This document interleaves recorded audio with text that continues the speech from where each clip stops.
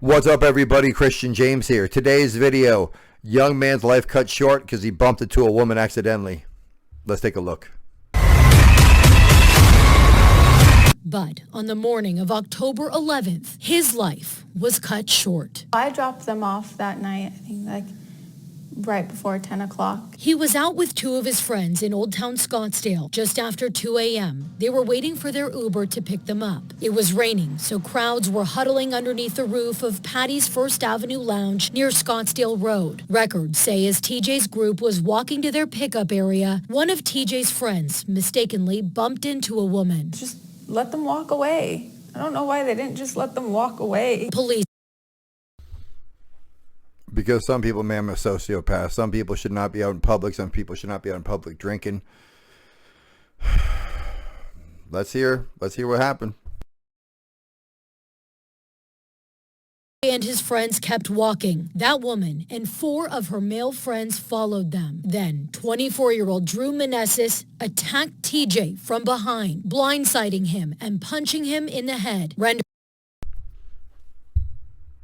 Ladies and gentlemen, whoever the person is that punched that gentleman from behind, sir, you're a goof. That's a Canadian term. It's right here, ladies and gentlemen. I think in America y'all call it a punk. You're a goof. Who punches a dude in the head from behind who's not even in a fight with him, hasn't even done anything to you? If he's done some shit and y'all got like a real family beef, like he has done some unspeakable, yeah, but bump? I fucking dare anybody to punch me in the back of the fucking head from a bump. Jay unconscious. Around that time, Chrisann checked his location. Checked his location and it started moving. And then I saw that it was at the emergency room. She rushed there, calling Gina and other family members. Gina was in Tucson. All we knew was TJ's in the hospital. He lost consciousness. He was intubated, and it doesn't look good. So, ladies and gentlemen, all this happened because of a shoulder bump. No. Doesn't happen because of a shoulder bump. I cannot guarantee, but I'm pretty willing to speculate. I put a 5 on it. If this would have happened at noon when people were sober, not a big deal. But the minute people are lit, the minute people have had too much to drink, everybody tough. I used to be a bouncer. I'm telling you right now, the same people who walk in sober are not the same people you throw out drunk. They are a whole new person. They got that liquid courage. Jay died from his injuries. What has gotten you through the past 2 weeks? For me, how am I holding up is I'm finding strength from TJ for Chrisann and this little baby. Making this tragedy even harder to comprehend, Chrisann is 8 months pregnant with their first child. I have to be strong for them, you know? I have to be there for her. On Wednesday, To the person that cut that man's life short because he bumped your little friend and you in the fucking friend zone, you thought this is my chance to get out of the friend zone, but you're going in the prison zone for the rest of your life. You're a human piece of shit. That dude had a baby on the way. He's not even the one that bumped your fucking ugly friend, but somehow he's the one who loses his life. What was he, the small one? Was he the one that was further back? Was he what was the reason? Or was he just the only one that had his complete back turned to you? Well, you guys are goofs. Honestly, God, if you're a person who would do this, if you're this type of person, oh man, I can't wait till you fuck around and find out in front of a goddamn jail cell. You think you bad attacking people from behind. Wait till you find the person who attacked 30 people from the front. Wait, they're in there and they're coming for you.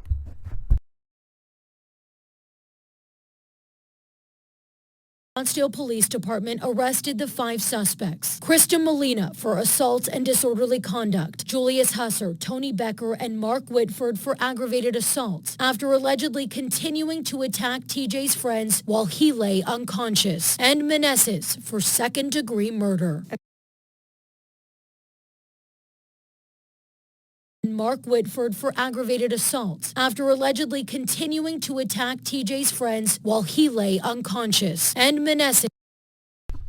There you go, ladies and gentlemen. Right? You got this ugly, mean mugging chick. The dude to her right can't grow a proper mustache. The dude to his right, again, looks like a simping 12-year-old. The other dude is just, of course, the white guy who shows up and you go talk to police. And the guy on the far end, either he's got goofy tattoos on his face or he don't know how to shave or there's something wrong with his face. That's a weird-looking fucking photo. But again, these are the 5 tough guys, right? They're exactly what you expect people to look like, and not because of a race. Not at all because of a race. Because they don't look like the definition of a tough guy. They look like an everyday person, right?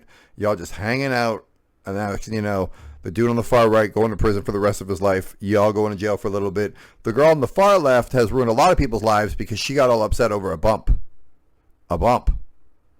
Ladies and gentlemen, these 5 lives have been ruined.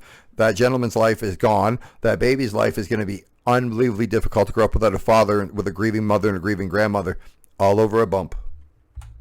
For second-degree murder. I just kind of wish that he was back, and I don't know that arresting them or even giving them whatever sentence they decide to give them is really ever going to be enough. As this family, overwhelmed by community support, now works to navigate these unimaginable circumstances, they're still guided by TJ's light. I feel like he has been kicking more often, and that was one of TJ's favorite things to do, is just kind of play with my tummy and get him to kick. And as one life in their family was senselessly taken away, they prepare to welcome a new one who will also be named TJ. He's going to know his dad.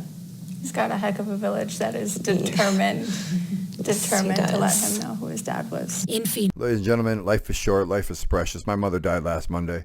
You never get enough time. That woman dropped her husband off at 10 o'clock. Right now thinking he'd be back after having a few drinks with his buddies to celebrate a hard week, a birthday, to fucking blow off some steam. But look, all right, ladies and gentlemen, I'm going to tell you the best place to hang out. You see where the fuck I am right now? You see this? This is my goddamn man cave. This is my goddamn basement.